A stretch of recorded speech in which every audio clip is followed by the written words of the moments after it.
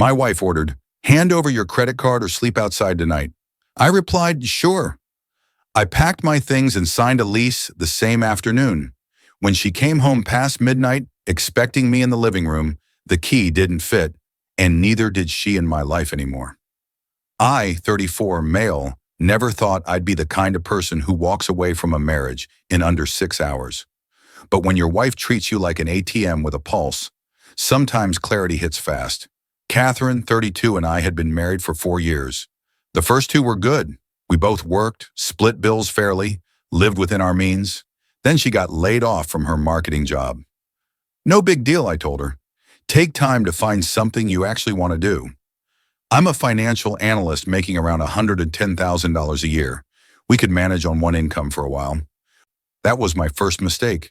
Within 3 months, temporary unemployment turned into permanent lifestyle redesign. She stopped looking for work entirely, started spending like we'd won the lottery. Designer bags appeared in our closet. Lunch with friends became a twice-weekly expense report I never approved. Our joint account that I funded began hemorrhaging money. When I raised concerns, she had an answer for everything. "I'm networking. These lunches are investments. You want me to find a good job, don't you?" Or, "I can't go to interviews looking cheap. Presentation matters in my industry." The logic was airtight if you didn't think about it too hard. 6 months in, I suggested a budget. She cried, accused me of being controlling, of making her feel worthless for not working. I backed down like an idiot, apologized for bringing it up. Promised I trusted her judgment. Month 7, I noticed charges on my credit card I didn't make. When I asked about the $800 at Nordstrom, she exploded. "You're really going to interrogate me over a few purchases? After everything I do for this household?" Everything she did consisted of occasionally running the dishwasher and complaining about how hard it was being home all day.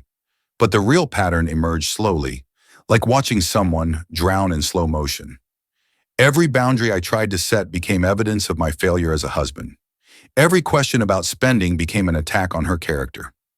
Every attempt to discuss our future turned into a referendum on whether I actually loved her. The answer was becoming clearer by the day, not the way she wanted. 3 days ago, Tuesday evening, I came home from work to find Catherine in the kitchen, phone in hand, shopping bags scattered around her feet. Another delivery day. I counted 6 bags from 3 different stores. "Hey," I said carefully. "Big day?" "I needed a few things," she said, not looking up from her screen. I picked up a receipt that had fallen out. $340 at Sephora. I opened another bag. Shoes, $280. A third bag held candles, luxury candles, $95 for 3. "Catherine, we need to talk about this." She finally looked up. Her expression wasn't defensive. It was cold. "Talk about what?" "The spending. This is getting out of control. We're burning through savings. I'm your wife, not your dependent. I don't need permission to buy things. You do when you're using my money to buy them." Wrong thing to say. I knew it the second the words left my mouth. She stood up slowly. "Your money, I see. So that's what this marriage is. You make money, I'm just some accessory who should be grateful you allow me to exist." "That's not what I said." "It's what you meant." She crossed her arms. "You know what? I'm done walking on eggshells around your controlling behavior. Hand over your credit card." I stared at her. "What?" "Your credit card. Give it to me. If you trust me like you claim, prove it. Or sleep outside tonight." The apartment went very quiet. Outside I could hear traffic, a siren in the distance. Normal city sounds for an absolutely insane moment. "You're serious?" "Completely. Card or couch on the porch? Your choice." I looked at her standing there, manicured hand extended, designer bag on her shoulder that cost more than our monthly grocery budget. Something in me just settled into place, like a lock clicking home. "Sure," I said. Her face shifted, surprise, then triumph. "Really?" "Yeah, give me an hour." I walked to our bedroom and started packing. I didn't take much. 2 suitcases of clothes, my laptop and work documents. Toiletries. My grandmother's watch from the nightstand. While I packed, Catherine followed me around, her victory turning to confusion. "What are you doing?" "Packing. You said I could sleep outside. I'm finding somewhere better. I didn't mean literally leave. Don't be dramatic. You issued an ultimatum. I'm accepting it. Eric, stop. Let's talk about this like adults. I turned to face her. Adults don't threaten to lock their spouse out of their home over a credit card. Adults communicate. They compromise. They don't treat their partner like an obstacle to unlimited shopping. I'm not doing that. Catherine, you spend more on candles than we do on utilities. You haven't worked in 18 months. You just demanded I hand over my credit card or sleep outside. What exactly do you think you're doing? She started crying. The practiced kind, where she could still talk clearly through it. You're being cruel. I can't believe you just abandoned me like this. Call it what you want. I'm done. I loaded my car while she oscillated between crying and yelling. By the time I left, she'd pivoted to threats. You'll regret this. I'll take you for everything in the divorce. You'll be sorry. Probably, but I'll be sorry somewhere else. I drove straight to a short-term rental agency I'd researched during my lunch break, signed a month-to-month lease on a furnished studio, and moved in by 8 p.m. Then I called a locksmith for an emergency appointment at our apartment, the apartment that was solely in my name, with a lease I'd signed 2 years before we got married. By 10 p.m., the locks were changed. Catherine came home at 12:47 a.m. I know because she immediately started calling me when her key didn't work. I didn't answer. She called 16 times, texted 23 messages that progressed from confused to angry to panicked. Around 2 a.m., my phone finally stopped buzzing. The next morning, I got a call from her mother, Gloria. Eric, what is going on? Catherine called me hysterical saying you locked her out. I moved out, Gloria. Changed the locks on my apartment. Your apartment? The lease is in my name. I signed it before we got married. She's not on it. Silence. She said it was your shared home. It's my home that I allowed her to live in. There's a difference. More silence. Then quieter. What happened? I told her. Not everything, but enough. The spending, the unemployment, the ultimatum. Gloria listened without interrupting. When I finished, she sighed. I was afraid of something like this. You knew. I know my daughter. She's always been like this with money. Her father spoiled her, and I couldn't stop it. I'd hoped marriage would mature her. I'm sorry it didn't. We talked for another 20 minutes. Gloria was surprisingly pragmatic. She agreed Catherine needed to face consequences, though she asked if I'd be willing to let Catherine get her belongings. Of course, I'm not holding her stuff hostage. I'll arrange a time. Thank you. And Eric, you're doing the right thing. I love my daughter, but this behavior needed to stop years ago. That afternoon, I sent Catherine a text. You can pick up your things Saturday between 2 and 5 p.m. I'll have everything boxed. Bring someone to help you move. Her response was immediate. We need to talk. Nothing to discuss. Saturday 2 to 5. Eric, please. I'm sorry, I made a mistake. Can we just talk? No. You're my husband. You can't just throw me out. Watch me. While boxing Catherine's belongings, I found something interesting in her nightstand. Bank statements for an account I didn't know existed. In her name, but linked to my credit card as a payment method. I logged into my credit card account for the first time in 2 months. She changed the online password. I called the company, verified my identity, reset everything. The balance was $23,400. We'd had a zero balance when she lost her job. I'd been paying the monthly statements, or so I thought. Turns out she'd been paying the minimum, rolling the balance over, racking up interest at 22.9% APR. The charges read like a lifestyle magazine wish list. Neiman Zachary, Bergdorf Goodman, luxury spa days, hotel stays in the city for self-care, jewelry, designer shoes, subscription boxes for everything from wine to organic dog treats. We don't have a dog. I spent 3 hours documenting everything, screenshot every charge, downloaded statements, built a spreadsheet categorizing the spending.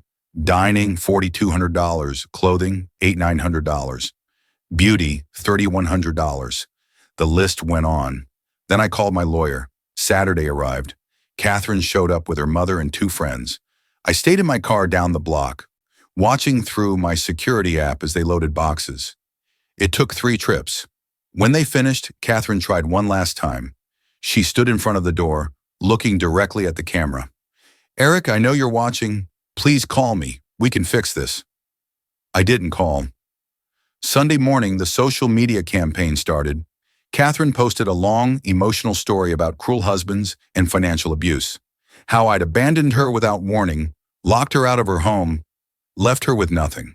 The response was predictable. Her friends piled on with support. Comments flooded in about what a terrible person I was. Screenshots got shared to local groups. My name got mentioned. Then my phone started ringing. Mutual friends confused. Some taking her side, some wanting my version. I didn't respond publicly.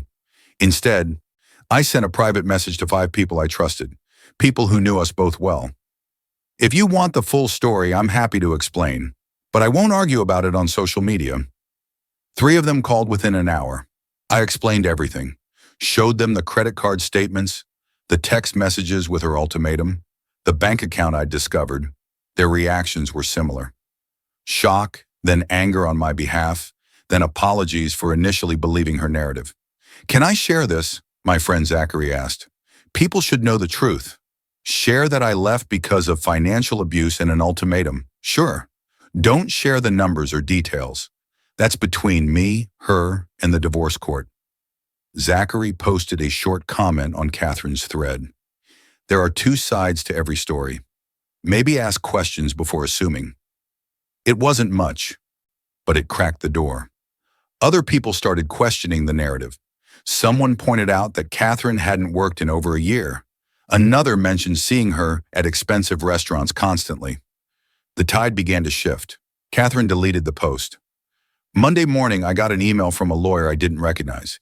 It was representing Catherine in our separation proceedings and demanding I immediately return access to the marital home, restore her credit cards, and pay temporary spousal support while we work things out. My lawyer responded within 2 hours. The residence is not marital property. It was acquired before the marriage and remains solely in my client's name.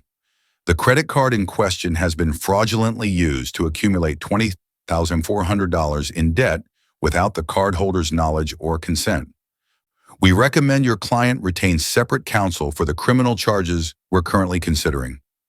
I wasn't actually planning to press charges, but Catherine didn't know that. Her lawyer called mine. They talked. Suddenly, the demands changed. Now Catherine just wanted her remaining belongings and a reasonable settlement to move forward amicably. What belongings? I asked my lawyer. She took everything Saturday.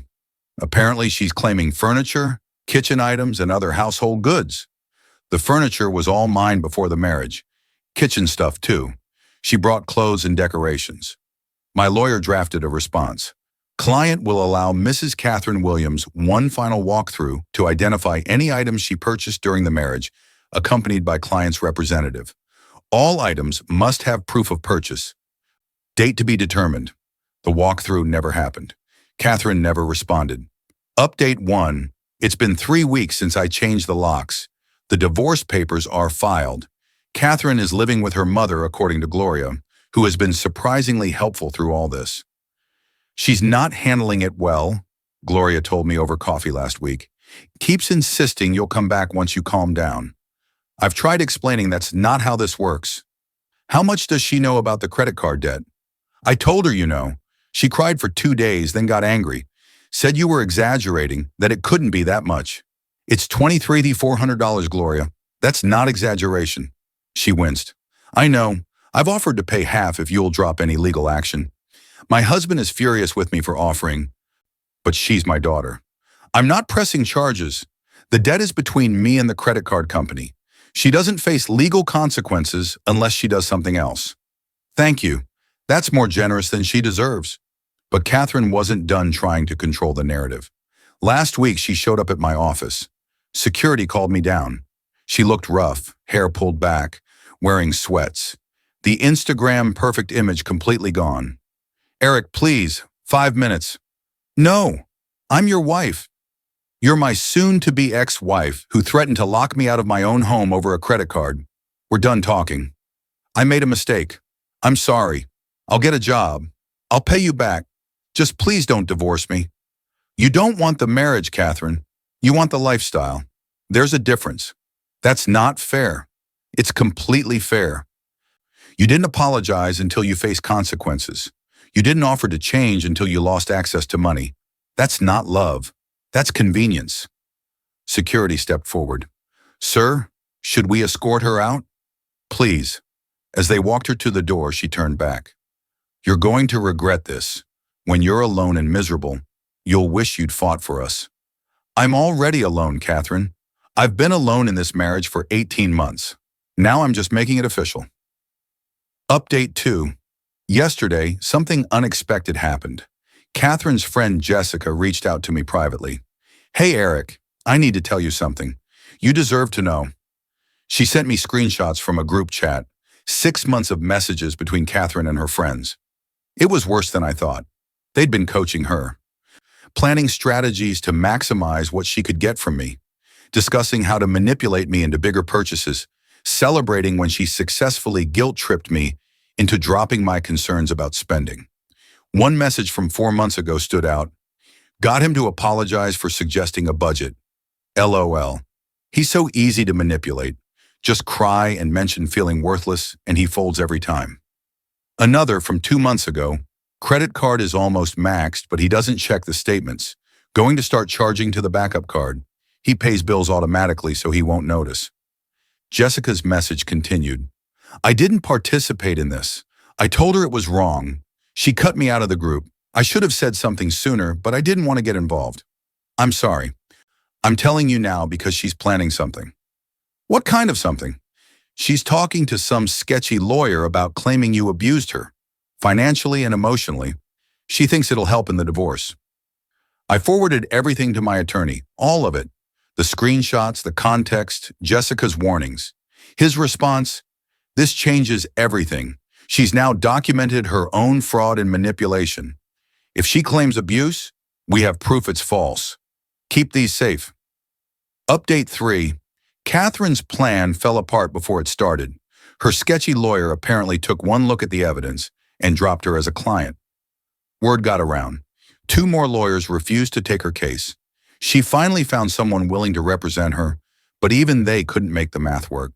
She wanted spousal support, a division of assets, certain compensation for emotional distress. My lawyer's response was beautiful in its simplicity. Mrs. Williams brought no assets to the marriage. She accumulated debt. She documented her own manipulation.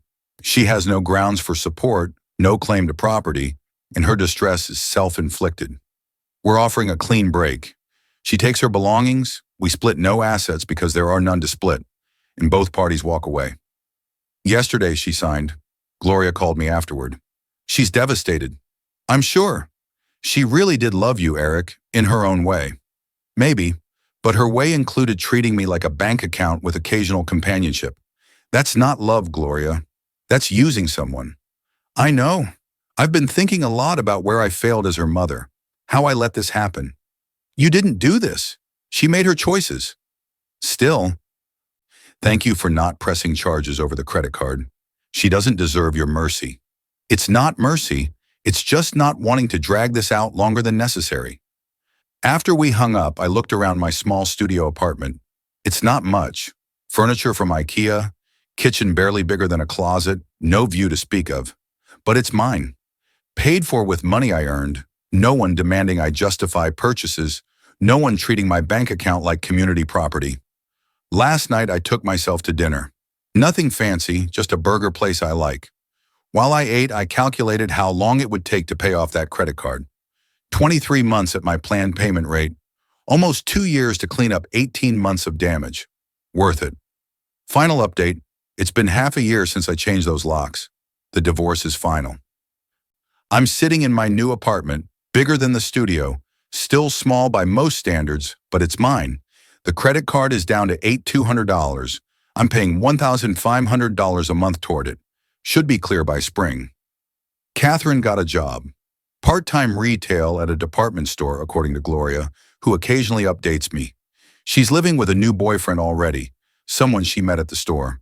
Gloria says he seems nice but careful with money. Poor guy. Last month, Catherine tried one last time. She sent a letter to my new address. How she got it, I don't know. 3 pages of apologies, promises of change, asking for another chance. I didn't respond. Instead, I took my girlfriend Michelle out for dinner. We met at a financial literacy workshop I started teaching at the community center. She's a teacher, makes decent money, and she splits every bill down to the cent. When I offered to pay for our third date, she said, "Absolutely not. I'm not your dependent." I might have fallen in love right there. She knows the whole Catherine story, thinks the speakerphone call to the ex was legendary, though that was a different story. This one, she says, is about boundaries. You drew a line. She tried to erase it. You walked away. That's not cold. That's self-respect. Yesterday, I ran into Catherine at the grocery store. Pure coincidence, wrong place, wrong time. She looked good. Hair done, makeup perfect, designer bag on her arm, same patterns, different funding source. Eric, hi. Catherine. Awkward silence. Then, how are you? Good, you? I'm okay, working, trying to rebuild. That's good. More silence. She shifted her weight. I really am sorry. For everything. I know. Do you think... She trailed off. Think what? Nothing. Never mind. It's good to see you. You too. Take care, Catherine. I walked away before she could say anything else. Checked out, loaded my car, and drove back to my apartment where Michelle was waiting with takeout and terrible reality TV queued up. How was the store? She asked. Ran into Catherine. Oh no, you okay? Yeah, actually, I'm great. And I was. Am. That moment in the grocery store proved something. I felt nothing. No anger, no regret, no what-ifs. Just relief that I got out when I did. Sometimes the best decision you make is knowing when to walk away. Catherine gave me an ultimatum thinking she held all the power. She forgot one crucial detail. I owned everything she was threatening me with. Locks change, lives rebuild, and sometimes the person who thought they were in control learns they never were. To anyone dealing with financial manipulation in a relationship, here's what I learned. It starts small: a missed bill, an unexplained charge, a guilt trip about expressing concern. It escalates slowly until suddenly your credit card has $23,000 in mystery charges and you're being threatened with homelessness in your own apartment. Trust your instincts. Check your statements. Set boundaries early. And if someone tells you to hand over your credit card or sleep outside, pack your bags and sleep somewhere better. P.S. The candles she bought? I found them still boxed in the closet when I packed her things. 3 luxury candles, $95, never lit. That's pretty much the whole marriage right there. Expensive, unused, ultimately returned to sender. P.P.S. Michelle says hi. She also says she's glad Catherine issued that ultimatum because otherwise we never would have met. Sometimes the worst moments lead to the best outcomes. The locks have stayed changed. So has my life, both for the better.